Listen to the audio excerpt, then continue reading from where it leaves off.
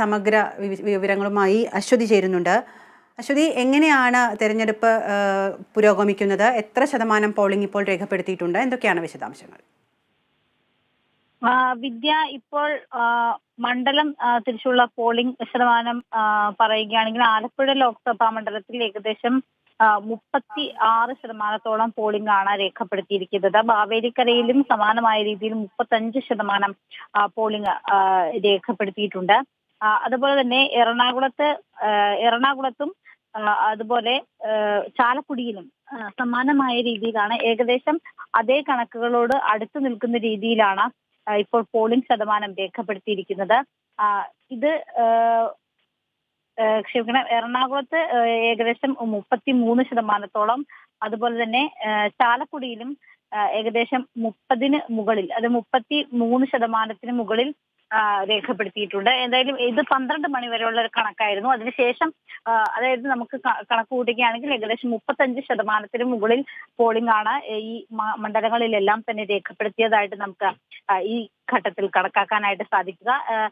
വലിയ രീതിയിലുള്ള പോളിംഗ് രാവിലെ രേഖപ്പെടുത്തിയിട്ടുണ്ടായിരുന്നു. പക്ഷെ ഇപ്പോൾ പല ബൂത്തുകളിലും ആള് വളരെ കുറവാണ്. നാമമാത്രമായ ആളുകൾ മാത്രമാണ് ഈ ഉച്ച സമയത്ത് പോളിംഗിന് വേണ്ടി വോട്ട് ഇടുന്നതിന് വേണ്ടിയിട്ട് വോട്ട് ചെയ്യുന്നതിന് വേണ്ടി എത്തിയിരിക്കുന്നത്. പല പ്രമുഖരായിട്ടുള്ള പലരും ഇപ്പോഴും ബൂത്തുകളിലേക്ക് എത്തി വോട്ട് രേഖപ്പെടുത്തുകയാണ്.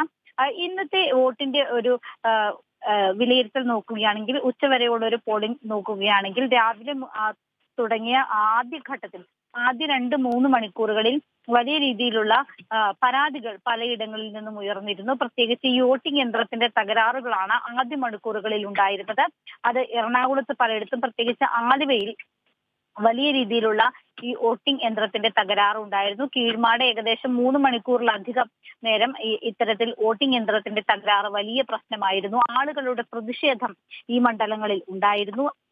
സമാനമായ രീതിയിൽ ആലപ്പുഴയിലും ഇത്തരത്തിൽ വോട്ടിംഗ് യന്ത്രത്തിന്റെ തകരാറ് ഉണ്ടായിട്ടുണ്ട്. ആലപ്പുഴ പല്ലനയിലെ ബൂത്ത് നമ്പർ 100-ലാണ് വോട്ടിനായി എത്തിച്ച് 2 വോട്ടിംഗ് മെഷീനും പ്രവർത്തിക്കാതെ വോട്ടർമാർ ബഹളം വെക്കുന്ന ഒരു സ്ഥിതിയിലേക്ക് പോയത്.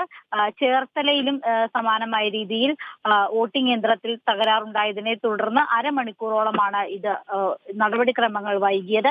കൂടാതെ കളമശ്ശേരി മുനിസിപ്പൽ ടൗൺ ഹാളിൽ 152-ാം നമ്പർ ബൂത്തിൽ മോക്ക് പോളിംഗിനിടെ രാവിലെ ആദ്യത്തെ മോക്ക് പോളിംഗ് സമയത്ത് സീലിംഗ് ഇടിഞ്ഞു വീണ് അത് പൊളിഞ്ഞു വീണ നടപടിക്രമങ്ങൾ വൈകി. തൃക്കാക്കരയിലും വിവിപാറ്റിന് തകരാറുണ്ടായിരുന്നു. അവിടെയും ആദ്യഘട്ടത്തിൽ വൈകി. ഇതിൽ ഏറ്റവും എടുത്തു പറയേണ്ടത് ആലുവ കീഴ്മാടാണ്. കീഴ്മാട് വലിയ രീതിയിൽ, അത് 10 മണി കഴിഞ്ഞിട്ടും അവിടെ വോട്ടിംഗ് ആരംഭിക്കാത്ത ഒരു പ്രശ്നമുണ്ടായിരുന്നു. കുറെ അധികം ആളുകൾ, വോട്ടർമാർ തിരികെ പോവുകയും ബഹളം വെക്കുകയും ഒക്കെ തന്നെ ചെയ്തിരുന്നു.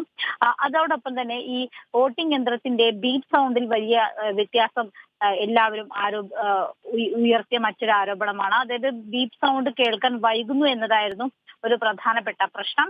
ഇത്തരത്തിലുള്ള ചില തകരാറുകൾ ഒഴിച്ചാൽ ബാക്കിയെല്ലാം വളരെ സമാധാനപരമായി, ഇത്തരം ചെറിയ പ്രതിഷേധങ്ങൾ ഒഴിച്ചാൽ മറ്റെല്ലാം സമാധാനപരമായിട്ടാണ് ഈ 2 മണ്ഡലങ്ങളിലും വോട്ടെണ്ണൽ പുരോഗമിക്കുന്നത്. നിലവിൽ പ്രമുഖരായിട്ടുള്ള പല വ്യക്തികളും, അത് സിനിമാ രംഗത്തെ, രാഷ്ട്രീയ, സാംസ്കാരിക രംഗത്തെയും ഒപ്പം തന്നെ മതമേലധ്യക്ഷന്മാരെല്ലാവരും തന്നെ വോട്ട് ചെയ്തിരിക്കുകയാണ്.